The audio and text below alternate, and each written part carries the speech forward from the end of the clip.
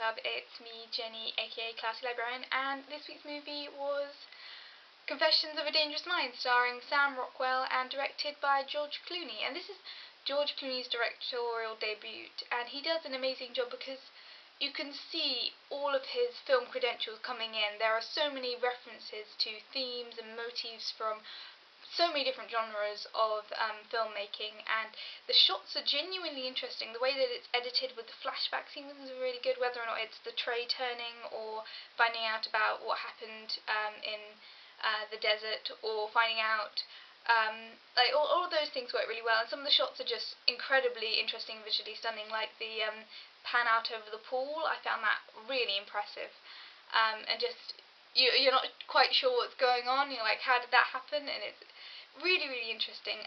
There's a lot of really good comparisons between the bright coloured kind of real world stuff and the TV world, and the noir spy stuff. Like all of the stuff he's doing missions on is very, very noir, with the kind of cold, black and white almost sort of settings, the lots of shadow and silhouette work. It's a very good, interesting mix, and somehow it does work as a plot in its own right. It would be very easy to get lost in a plot like this, but it somehow manages to keep itself incredibly consistent, and you're both rooting for the story and interested in the visuals.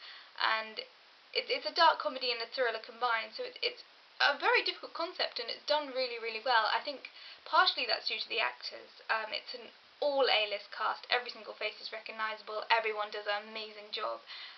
Sam Rockwell, as I said, does just a brilliant job in this.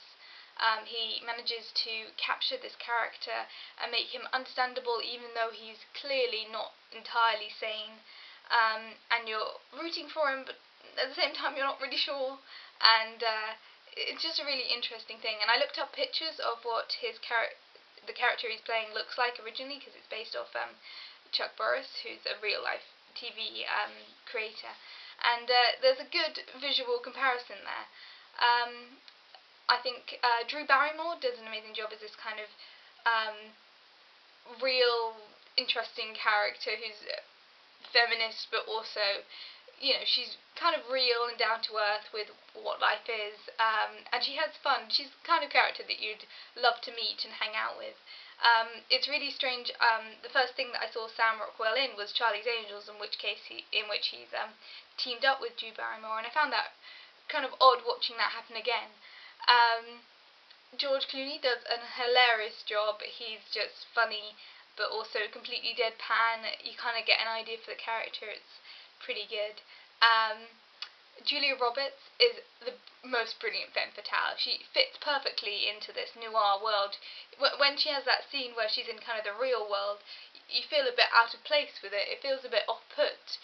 And then she goes back into this noir world where it's all glamorous and perfect shadows and all of that stuff. So my quickie review for this film, I would definitely recommend watching it. I think I'm going to have to watch it a second time just to get everything into my brain. Maybe not particularly soon, but I would definitely think about watching this a second time. It's a very interesting concept, great plot line, very well handled by George Clooney as a first-time director. I think you might not like it because it sometimes feels a bit scattered in places. Like, if you're not quite into the way that the film is paced, you could find yourself being a bit disconnected from what's actually going on.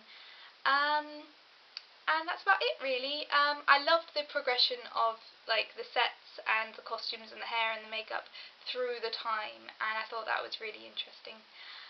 And that's about it.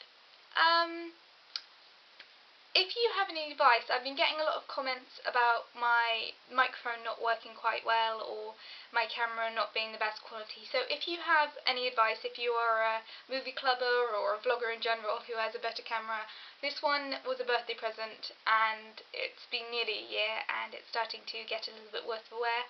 So if you have any advice, please comment in the comment area and tell me what I should get, because I would love to hear your suggestions by people who actually know and care what's going on.